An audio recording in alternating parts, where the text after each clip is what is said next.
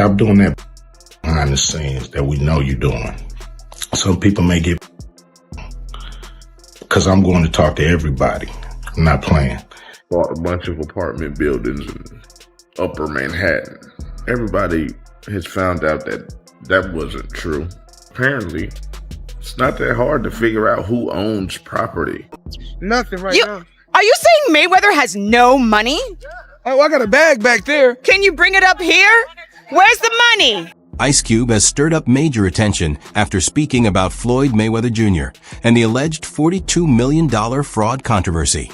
While appearing on Joe Rogan's podcast, Ice Cube criticized Floyd's transformation from Pretty Boy Floyd, the disciplined and technical boxer, into Money Mayweather, a persona more focused on wealth than legacy. Cube argued that Mayweather's priorities shifted over time, suggesting that the undefeated champion now leans heavily on exhibition bouts and questionable business ventures to sustain his lavish lifestyle. Rogan agreed, adding that Floyd's continued appearances in the ring seem less about proving his greatness and more about keeping up with his expensive habits and high-profile way of living. Who knows? Well, it's interesting when fighters figure out ways to do that too, like what Floyd is doing. What Floyd is doing is so interesting. He retires from fighting and he says, I'll just start boxing people who have no chance. I mean, exhibition. Like, we saw that in, what was Rocky 3 or something? Yeah. I mean, he's like, he started doing exhibitions with Hulk Hogan and, Yeah, exactly. And got caught. I mean, he got hurt, like, dealing with that. So, I mean, I think people want to see Floyd fight. Some people want to see him lose. Broke his hands a lot. So when he was younger, they called him Pretty Boy Floyd. Yeah. And then he changes his name to Money. And when he changes his name to Money, he turns heel. Yeah. He became like this guy and everybody wanted to see him get beat. Yeah. And he's the most unhittable guy in the history of the sport. Yes, sir. He's right up there with Pernell Whitaker. Like, those are the two guys that I say are like the most elusive guys in modern, past Willie Pep, in modern era.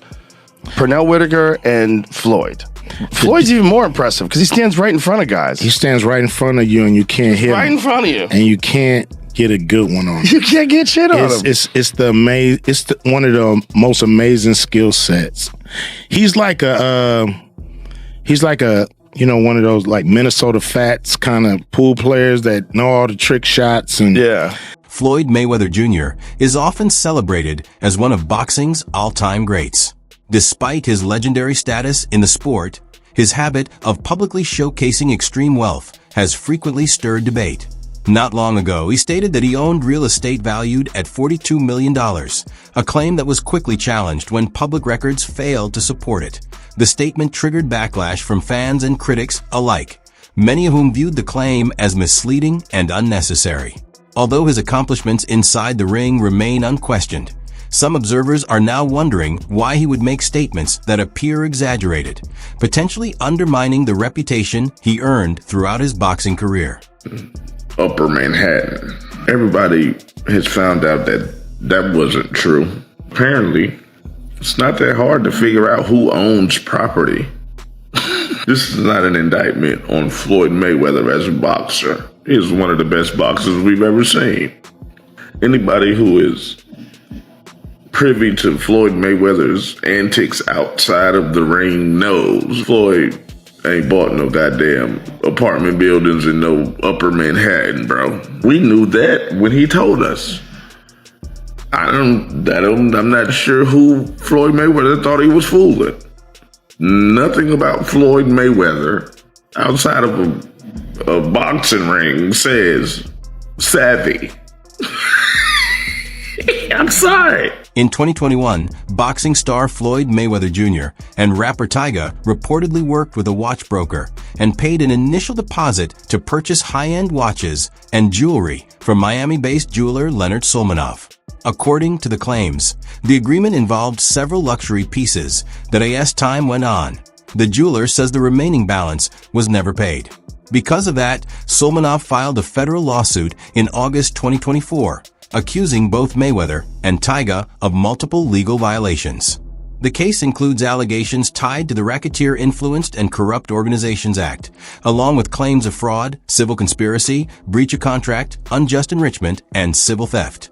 Sulmanov states that the two still owe nearly $4 million for the merchandise, which allegedly includes luxury watches from brands like Audemars Piguet, Richard Mille, and Patek Philippe, as well as several pieces of diamond jewelry. This is how Floyd Mayweather and Tyga might get away without paying $4 million in jewelry. So a lot of wealthy people buy assets or luxury items under business entities. This allows them to pay less tax while also having protection against lawsuits personally. In this case, Tyga and Floyd used a watch broker and some upfront cash to make the deal go through. But as the days passed, no payment was made on the balance that was due, and even their agent admitted they owed $4 million. So what these two did is they signed and paid using a business, and then before paying the full amount, gifted it to themselves on behalf of the business that bought it. Therefore, the broker can't go after Floyd or Tyga because they didn't buy it from them personally. A business that they may control bought it and then gifted it to them, but in this sense is completely separate. But what they did is how the rich get richer. Us in our daily lives have no protection from lawsuits, but as soon as you use a business, the laws completely change. So I'm not saying you should do this or that they'll even get away with this, but it's definitely an interesting way to get expensive jewelry cheaper. Floyd Mayweather Jr. has continued to generate major income through exhibition boxing matches, particularly those involving well-known personalities such as Logan Paul. Although these bouts are typically less competitive than professional contests, they have proven extremely profitable. The precise figures from these exhibitions are not always publicly confirmed, but reports indicate the earnings are considerable. One widely discussed example is the Mayweather vs. Logan Paul event, which is believed to have produced roughly $50 million in revenue. Much of the financial success came not only from the fight itself, but also from the massive audience interest, pay-per-view purchases, and sponsorship deals connected to the event. You won't believe how much money Floyd Mayweather and Logan Paul made to box each other.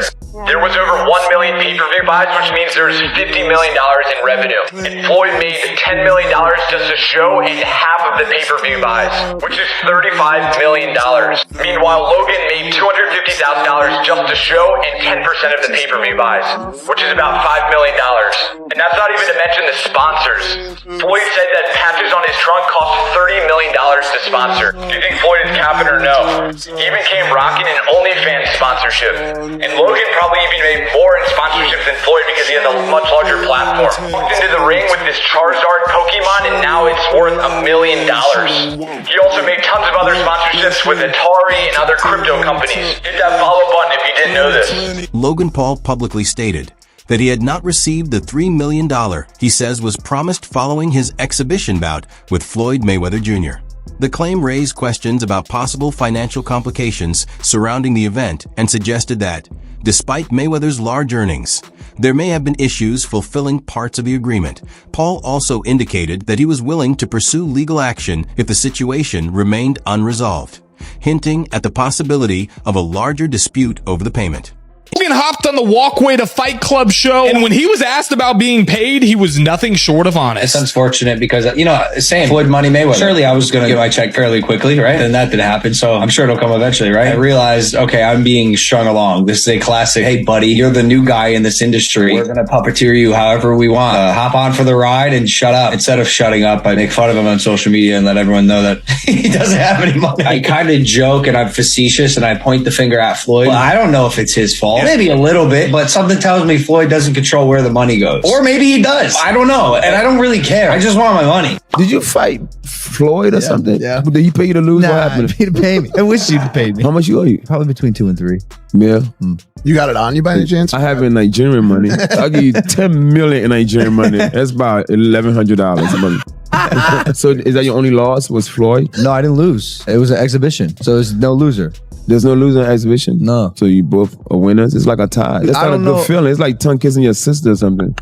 Not a great... The payment dispute involving Logan Paul eventually escalated to the point where he warned that legal action could follow.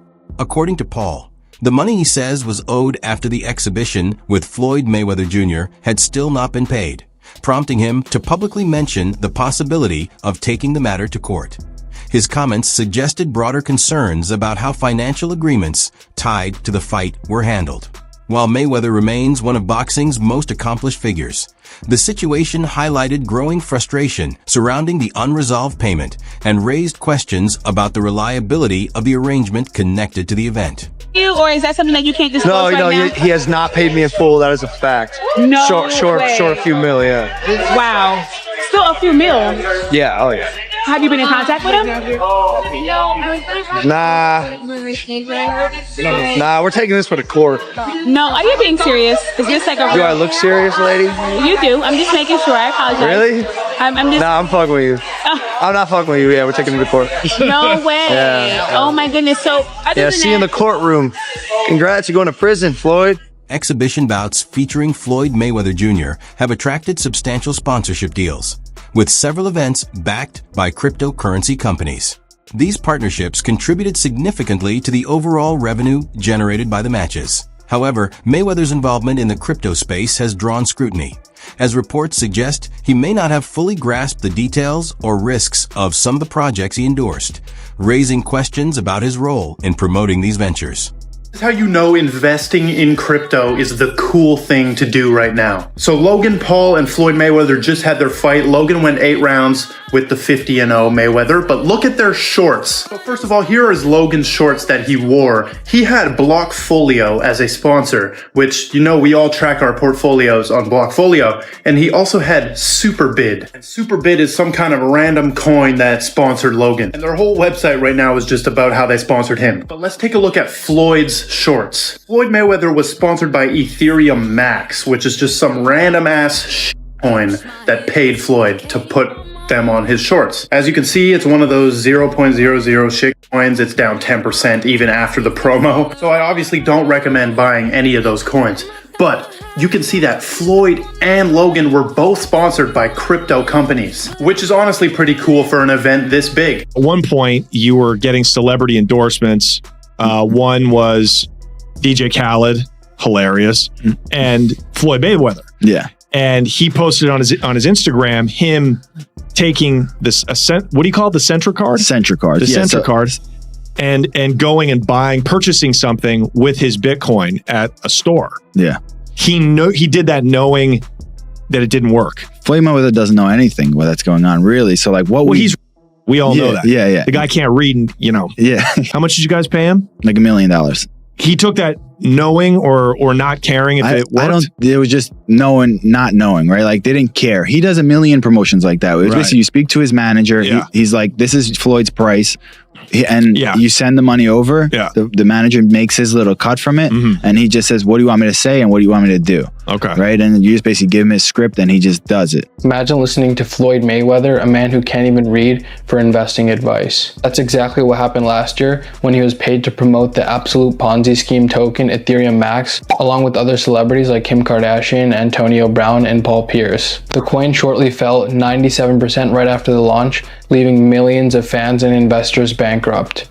So to see what coins you should be actually buying, be sure to follow me. But like I was saying, people executing these scams are like anon people hiding behind a Pepe avatar. And of course, there's a laundry list of famous influencers, Logan Paul, Kim Kardashian's David Dobrik, that have all endorsed these absolute shitcoin scam casino rugs that leaves their investors high and dry because they paid them a bunch of money up front and maybe they didn't know any better because it's such a nascent space. But I am just flabbergasted that the highest paid boxer, one of the most famous people on the planet, Floyd Mayweather, has managed to become a repeat offender as a scam artist. Now, everybody knows Floyd's an opportunist. He's an entrepreneur. He likes to make money. He always has money, talks about money. That's his shtick. That's his persona. That's fine. You can make money. You can be a hustler. You can get paid a bunch to box, do whatever you want. Still waiting? Well, I think I'm separated now.